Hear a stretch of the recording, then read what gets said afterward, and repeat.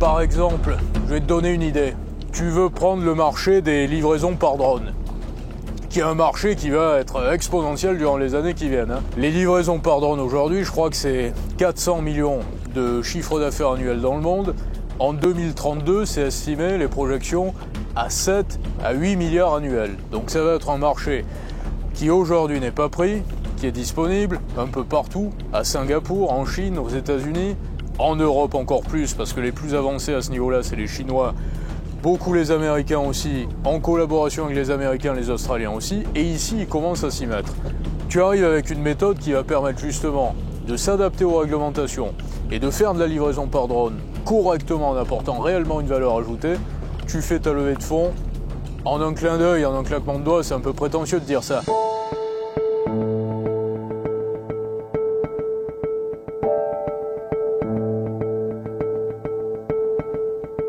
Si vous parvenez à rendre passionné un investisseur qui n'en était pas un, n'allez pas en chercher d'autres. Ne restez pas dans votre idée de faire un tour de table ailleurs, en allant au JTEX par exemple. Il y a beaucoup de salons ici qui sont organisés à Dubaï. Ailleurs aussi, ça se fait d'ailleurs. Si quelqu'un est subjugué par vous et qu'il a de l'argent à investir à hauteur de ce dont vous avez besoin, c'est lui votre investisseur. Il n'y en a plus à chercher ailleurs. Le principal, c'est d'avoir cet effet passionnel qui fait qu'au-delà du projet, la personne a envie de vous suivre parce que c'est vous. L'intégrité est la base, et je ne le dirai jamais assez, de toutes les affaires. Aujourd'hui, personnellement, au niveau où j'en suis, que ce soit à Dubaï, aux USA ou ailleurs, je ne fais jamais d'affaires avec des personnes que je ne qualifie pas comme étant intègres. La définition de l'intégrité, elle est très compliquée. Parce que l'intégrité, c'est pas simplement le fait d'être honnête. Vous avez des gens qui vont être profondément malhonnêtes dans certaines configurations et à certains moments de leur vie, et que vous allez qualifier comme étant intègres pour autant. Pourquoi ? Parce que ce sont des hommes que vous allez définir comme étant de haute valeur, ce sont des personnes que vous avez repérées comme étant fiables avec vous. L'essentiel, c'est que la personne puisse être fiable avec vous. C'est Warren Buffett qui disait que lorsqu'il salariait quelqu'un, il cherchait quelqu'un qui était avant tout intègre et ensuite intelligent et énergique. Et que si les deux qualités qui suivaient l'intégrité étaient détachées de la première, tôt ou tard, il y aurait une problématique et que la personne prendrait le dessus sur lui.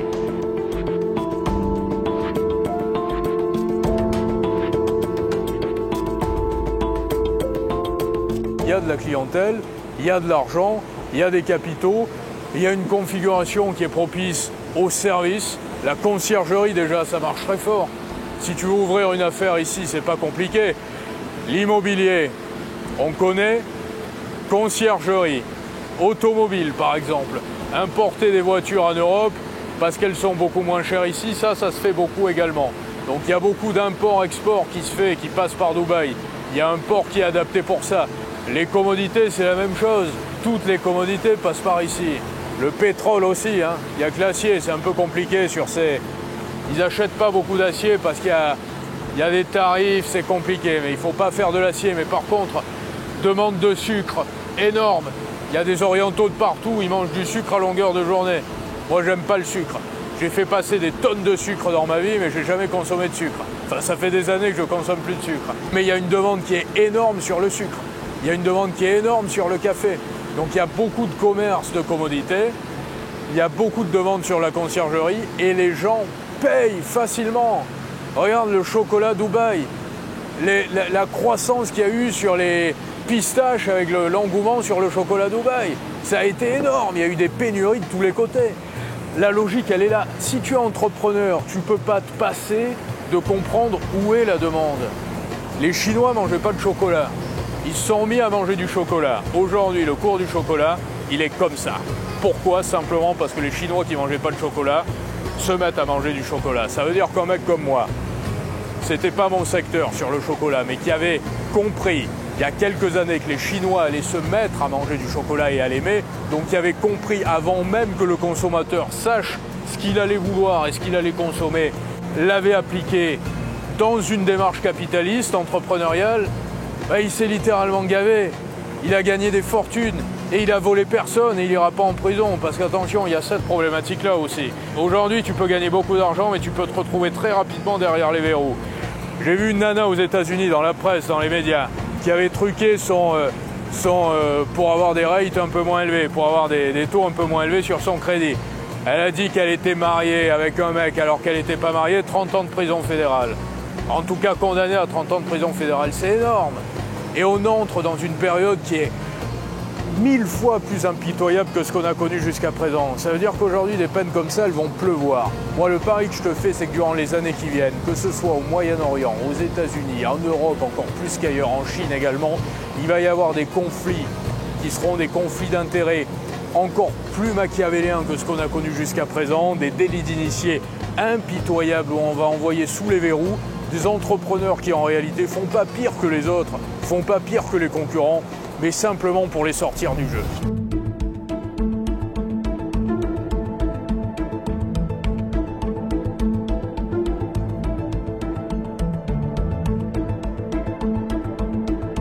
Il y a un rapport à la bourse qui est totalement différent avec le rapport qu'on a en Europe ou aux États-Unis. Il y a des grandes sociétés comme DP World par exemple qui gèrent le port de Dubaï, de Jebel Ali, qui ont été cotés, qui avaient levé des fortunes, qui avaient levé un temps record, je crois que c'était 5 ou 6 milliards au moment de l'introduction, et qui se sont délistés.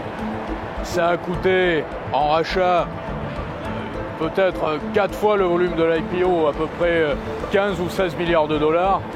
Et tout simplement pour avoir un petit peu plus de liberté, ce qu'on aurait du mal à imaginer, à envisager en Europe ou aux États-Unis. Ce qu'on voit, ça arrive aussi, mais ce qu'on voit plus régulièrement en Europe ou à Londres, par exemple, ça va être des sociétés qui font faillite ou qui connaissent des restructurations dans la difficulté, qui vont sortir des marchés cotés par rapport à ces raisons-là, mais pas pour reprendre le contrôle.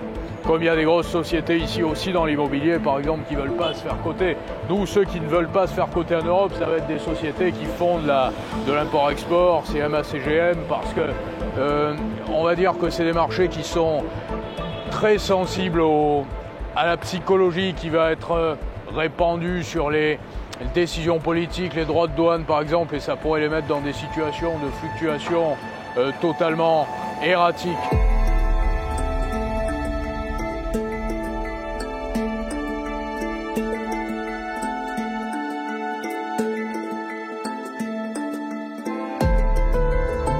Avoir une voiture avec une plaque, alors voiture de luxe comme ça, avec une plaque, avec 2 numéros simplement, 2 chiffres.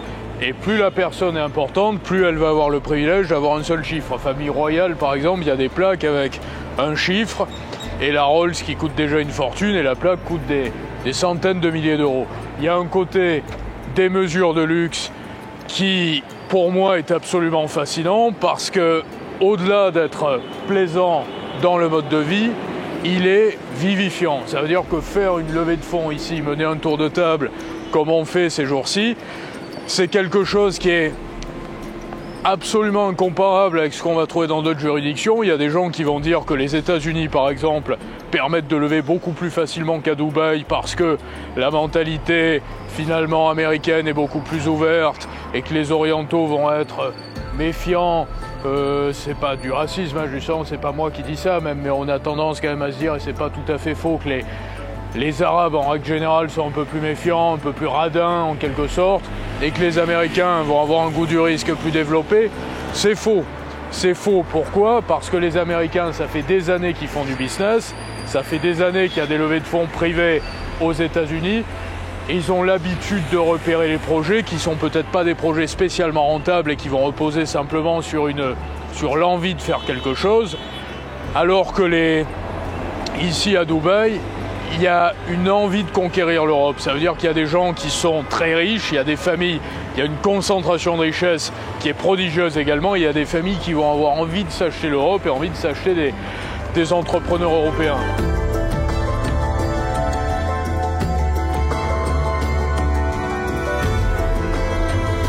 On peut même payer des taxes, des licences en crypto-monnaie, c'est-à-dire des services publics. Ça passe par une société qui est basée à Singapour. Il y a beaucoup de collaborations, Dubaï, Singapour, Dubaï, Hong Kong, Dubaï, Riyad, évidemment, toutes les juridictions amis, alliés avec Moscou aussi. Et là, ça passe par crypto.com.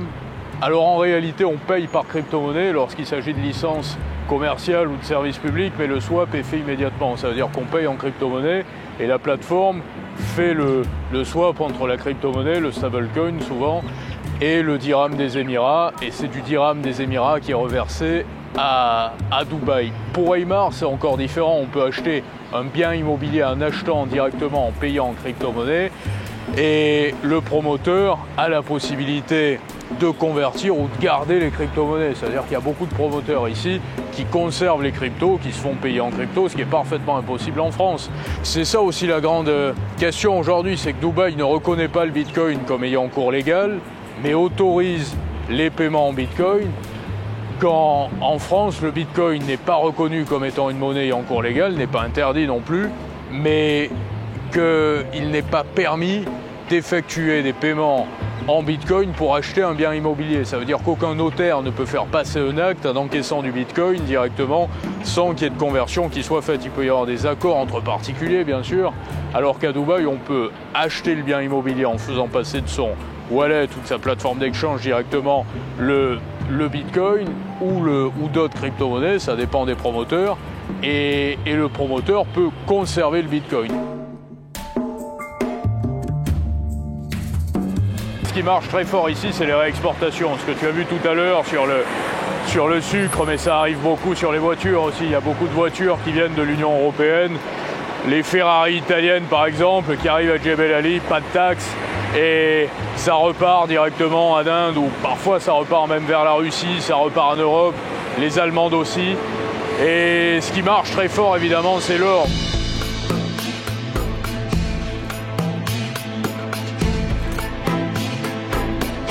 30% du commerce mondial de l'or passe par Dubaï. Ça veut dire que chaque année, il y a 75 milliards de dollars USD qui représentent des volumes de commerce de l'or qui passent par ici, par Dubaï.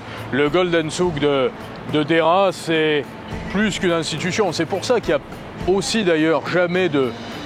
Il y a peu de problèmes à Dubaï en règle générale, mais sur l'or, il y a encore moins de problèmes parce que le caractère institutionnel du commerce de l'or fait que s'il devait y avoir une magouille, un paiement qui ne soit pas effectué sur un deal, c'est la casse-prison directement. C'est-à-dire tout l'or, par exemple, qui va être importé d'Afrique, de République démocratique du Congo, par exemple, qui passe par Dubaï, qui va être observé dans des raffineries et qui va être réexporté directement en Chine, au Ouzbékistan, en Inde aussi parfois. Ça, c'est ni officiel ni interdit, mais on va dire que c'est des deals officieux, mais il n'y a jamais de problème là-dessus. Il y a deux catégories de deals. Il y a beaucoup de deals qui se font directement avec des groupes qui achètent pour les banques centrales de Chine, par exemple. La banque centrale de Chine qui veut acheter de l'or sur le marché parallèle et qui passe donc par Dubaï. Ou alors des traders aussi qui vont commercer. Mais il y a énormément de demandes de la part de traders. Généralement, c'est des business qui aboutissent pas parce qu'ils sont incapables de faire des dépôts. Le problème des traders, c'est qu'ils veulent gagner de l'argent, mais ils n'ont pas l'argent de l'autre côté. Donc ils ne peuvent pas montrer patte blanche, ils ne peuvent pas montrer l'argent, ils ne peuvent pas le déposer. Donc il y a beaucoup de propositions, mais sur des deals qui n'aboutissent pas.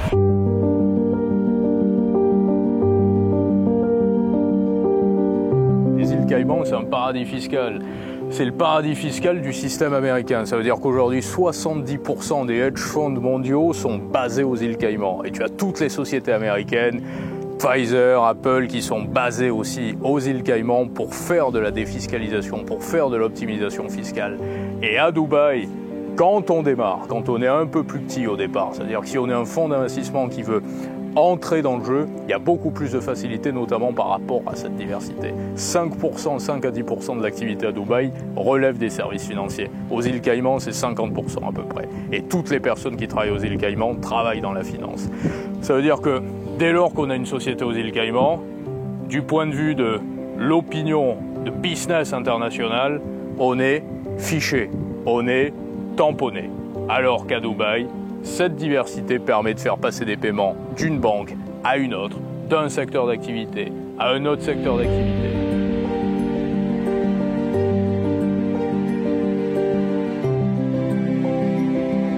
Une zone comme ici, Dubaï, il y a une place financière aussi, il y a une bourse de Dubaï. Aymar, ils sont cotés en bourse. Est-ce que tu crois réellement que les fonds d'investissement qui sont basés là pourtant ils sont chauvins, mettent tout leur cash dans la bourse de Dubaï ou à Abu Dhabi? Non, ils la mettent dans la bourse américaine. Parce que jusqu'à présent, c'est là-bas qu'il n'y avait pas de volatilité et c'était pas ici qu'il n'y avait pas de volatilité et qu'il n'y avait pas de risque. Et moi, ce que je suis en train d'expliquer, ce que j'essaye d'expliquer depuis un petit moment, c'est que la bourse, c'est terminé. Ça ne veut pas dire que ça va s'arrêter demain, mais aujourd'hui, on entre dans cette période sans pitié qui fait que ça va être le business avant tout et retour de corrélation entre l'énergie, la force de travail, la valeur et l'argent, quel que soit l'argent. Combien il y a de paiements qui passent en crypto-monnaie ici? Combien il y a de paiements qui passent pour aller, que ce soit dans tous les autres pays des BRICS, pour des commodités, hein. Ça peut être de l'or, ça peut être du café, ça peut être... C'est le nouveau cash, les crypto-monnaies. USDT, stablecoin, Bitcoin, c'est le nouveau cash. C'est la nouvelle monnaie. C'est la nouvelle monnaie fiduciaire parce qu'on sait qu'on ne peut pas nous la voler. Et toutes les banques qui arrivent aujourd'hui en disant on va vous ouvrir vos comptes en crypto-monnaie, on va gérer vos crypto-monnaies, personne n'en voudra jamais. Et ça, les usagers, entre guillemets, ceux qui utilisent les crypto-monnaies le savent, mais les banquiers ne veulent pas l'admettre. La levée de fonds, il faut toujours se dire que l'investisseur, c'est quelqu'un qui a une logique qui est tout à fait égoïste, et c'est là où on se trompe régulièrement, c'est qu'on pense que l'investisseur, c'est quelqu'un qui va venir nous aider. Quand on voit des fonds, on voit l'investisseur, généralement, à tort, hein. Ça c'est la mauvaise analyse. On voit l'investisseur comme quelqu'un qui a de l'argent et on se dit qu'il va nous apporter cet argent et que ça va nous avantager. C'est pas ça du tout. Comme je dis régulièrement, l'investisseur veut gagner et il faut qu'on lui apporte quelque chose. Et la seule chose qu'on peut lui apporter, puisqu'on n'a pas d'argent, et que l'argent c'est quand même une réserve d'énergie considérable et qu'il faut partir du principe qu'il aurait pu tout faire sans nous, cet investisseur, c'est un appareil de production. Que ce soit physique, intellectuel, industriel, mais toujours opérationnel. Tu sais que les banques étrangères sont taxées ici. Je connais aucune juridiction qui fait ça.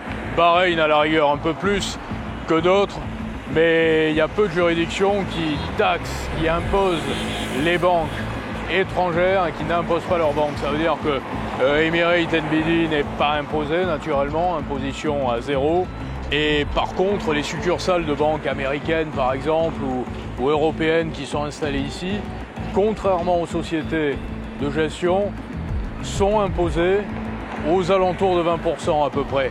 Ça veut dire qu'une banque comme Citigroup paye des impôts sur les bénéfices qui sont générés à Dubaï, sur les bénéfices qui sont générés par le crédit, par le dépôt, à l'extérieur aussi, mais en tout cas sur sa succursale installée à Dubaï, quand la banque de Dubaï ne paye rien. L'une des grosses banques américaines qui n'est pas installée pour le moment, c'est JP Morgan. Je dis ça parce que c'est rare. JP Morgan est présent partout dans le monde et pour le moment, il n'y a pas de succursale JP Morgan à Dubaï. Les Européens qui viennent pour faire leur levée de fonds à Dubaï, c'est qu'ils arrivent avec des réflexes de temps long, alors qu'il faut avoir des réflexes violents, agressifs.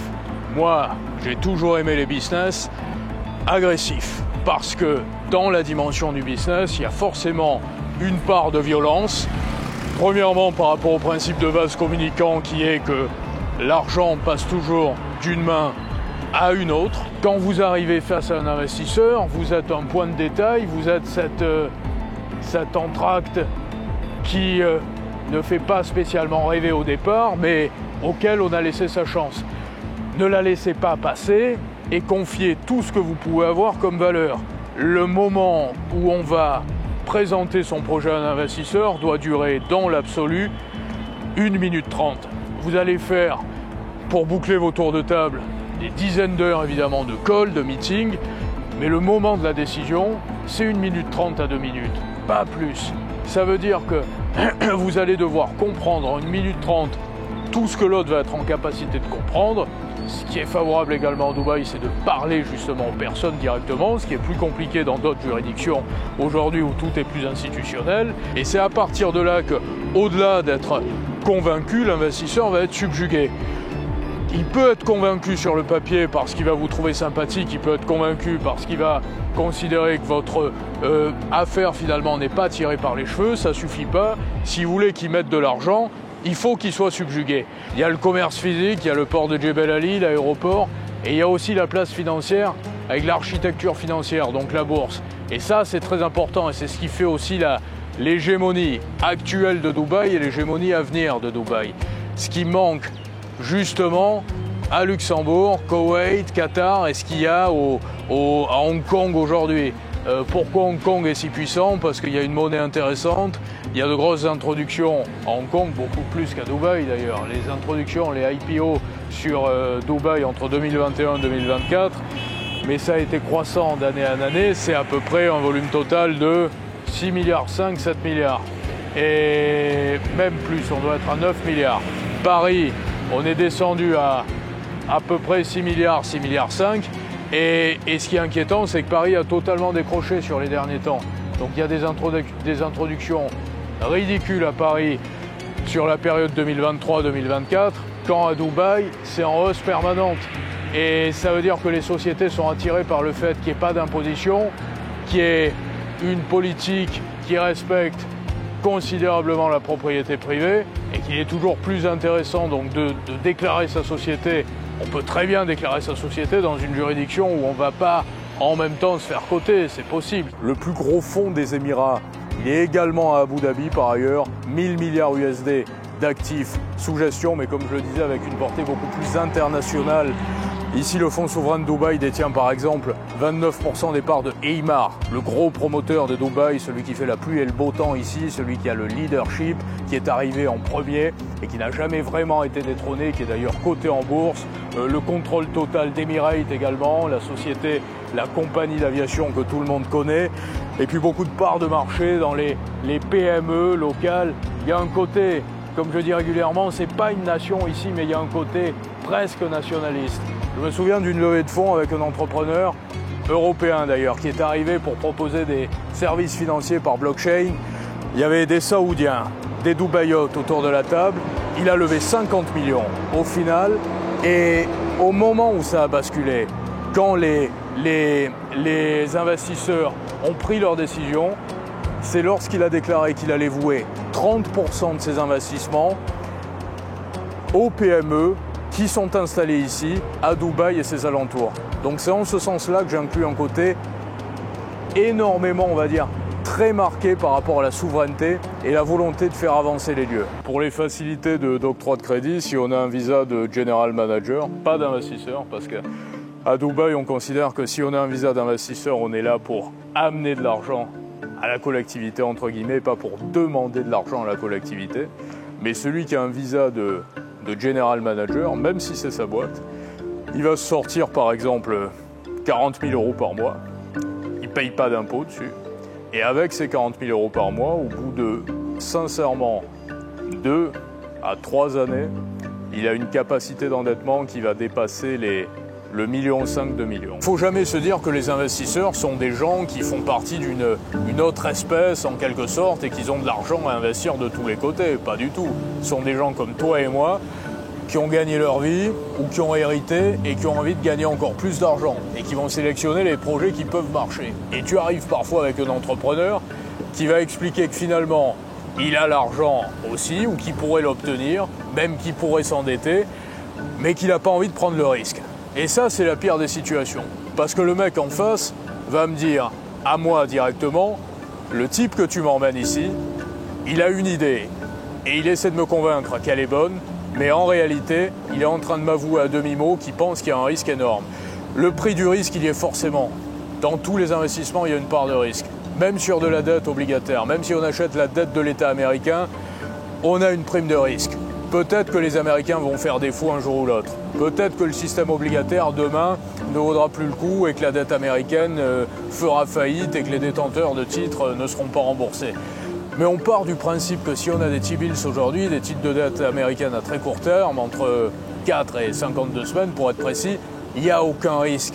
Donc le sens du risque, il est permanent en matière d'investissement. Et si tu es un entrepreneur, un investisseur, entrepreneur qui va parier sur un poulain, qui va miser, qui va envoyer des capitaux, ce que tu as envie de savoir réellement, c'est de voir quelqu'un qui a faim. C'est qu'il faut que tu vois, dès qu'il entre dans la pièce, quelqu'un qui a premièrement envie de gagner de l'argent, envie de gagner beaucoup d'argent, mais surtout que tu vois un mec qui te dise « je suis sûr de mon coup ». Il n'y a absolument aucun risque. Il ne faut pas avoir peur de le dire. Parce que la parole que l'investisseur veut entendre, c'est vraiment ça la parole ultime. Le problème de la liquidité qui est qu'aujourd'hui, moi, j'explique que la bourse, ça va changer, ça va décliner au bénéfice des levées de fonds privés et du business, du private equity, donc du travail qui va se faire avec les fonds, avec les family office, avec des investisseurs privés même. Mais la problématique, c'est que lorsque c'est un investisseur privé qui entre au capital d'une société, surtout si elle est naissante, ou même après pour des levées de fonds de série B, il ne peut pas en sortir facilement. Alors que s'il achète des parts d'Amazon, il sait qu'il peut les revendre. Il y a ce qu'on appelle justement une liquidité sur ce marché-là qui est beaucoup plus confortable pour un investisseur, qui met des capitaux et qui sait qu'il peut les récupérer. Et ce qu'il faut faire aujourd'hui, c'est structurer des levées de fonds à très grande échelle pour permettre aux investisseurs de mettre des capitaux, mais de sortir simplement s'ils le souhaitent, sans être pieds et poings liés et que ce soit particulièrement complexe. Le principe de la bourse, ce que tout le monde a tendance à oublier aujourd'hui, c'est un peu comme le principe de la télévision, c'est d'avoir un écran. Pourquoi la télévision décline? Parce qu'on a des écrans de partout. S'il n'y avait pas de téléphone portable, s'il n'y avait pas de smartphone, d'ordinateur, de tablette, la télévision n'aurait pas décliné. Pourquoi la bourse va décliner? Parce qu'aujourd'hui, tu vas pouvoir passer un coup de fil de Dubaï, où nous sommes aujourd'hui, à Abu Dhabi, mais aussi à Miami, à Paris, en Italie, et que tu vas pouvoir parler à des investisseurs qui seront rentrés dans ta boîte, ou que tu vas peut-être convaincre pour faire une levée de fonds, pour lever des fonds, donc pour investir dans ta société, et que vous allez travailler ensemble sans vivre au même endroit. Ça veut dire que la technologie va supplanter l'organisation, l'architecture boursière qui jusqu'à présent ne pouvait pas être dupliquée facilement, ne pouvait pas être remplacée. On ne pouvait pas faire sans la bourse. Si tu voulais mettre des capitaux, tu les mettais dans la bourse. Le principe de la bourse, c'est de vouloir travailler sans travailler. C'est de vouloir user de l'énergie des businessmen à la base, après maintenant c'est des groupes, mais c'est de vouloir user de l'énergie des groupes qui vont aller chercher le cash, qui vont faire des affaires, qui vont se salir les mains derrière son écran ou derrière son bureau précédemment, simplement parce qu'on a envoyé de l'énergie financière, parce qu'on a envoyé de l'argent.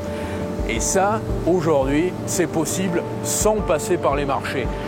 Ça veut dire que les opérateurs de marché, la MOEX en Russie, le CAC 40 ici qui a comme opérateur Euronext en Europe, ces opérateurs de marché vont pouvoir être remplacés. Il ne va pas y avoir besoin. Une autre chose que les gens n'arrivent pas à comprendre, quand une société arrive en bourse, c'est-à-dire que quand elle fait ce qu'on appelle une IPO, la première levée, elle émet des parts d'elle-même, entre guillemets, et les investisseurs vont acheter ces parts, vont se les procurer, et ça va rapporter une mise de départ à la société qui s'est introduite en bourse, qui a fait une introduction, une IPO. Et à partir de là, les investisseurs se retrouvent avec des parts d'une société qui vont potentiellement apporter de la richesse, qui vont amener des dividendes. Et ces parts de société vont être échangées sur le marché secondaire. Ça veut dire que par exemple, pour le cas de LVMH, lorsque la capitalisation boursière, donc la valeur de toutes les parts de la société qui sont disponibles sur le marché diminue, Bernard Arnault perd de l'argent théorique parce qu'il est propriétaire aussi de certaines de ses parts. Mais ça n'est pas la fortune de Bernard Arnault qui diminue directement. Et c'est la même chose pour toutes les sociétés. Ce qui se passe sur le marché secondaire n'influe pas directement la société, surtout lorsque c'est simplement temporaire. Ça veut dire que, sincèrement, moi, si j'avais un groupe comme celui d'Elon Musk, par exemple, aujourd'hui, je me dirais qu'il y a eu un tapage médiatique énorme sur ma société, que la capitalisation boursière de Tesla a diminué, mais que par rapport à la capacité de Tesla à générer du cash, à prendre des parts de marché, il n'y a absolument aucune inquiétude à avoir, parce que les marchés vont comprendre par la suite qu'il y a de l'argent à gagner avec Tesla.